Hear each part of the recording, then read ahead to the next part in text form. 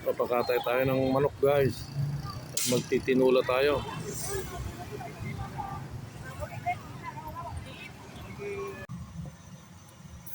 Aba, luluto tayo ng tinula guys. Luya, sibuyas,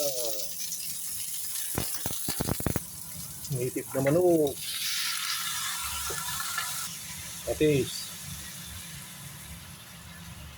Lalambutin muna natin guys. Nilagyan ko lang ng tubig.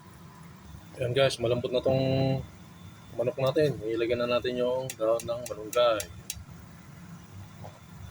Ito guys, luto na. Tikman na natin. Para sa inyo ang unang subo.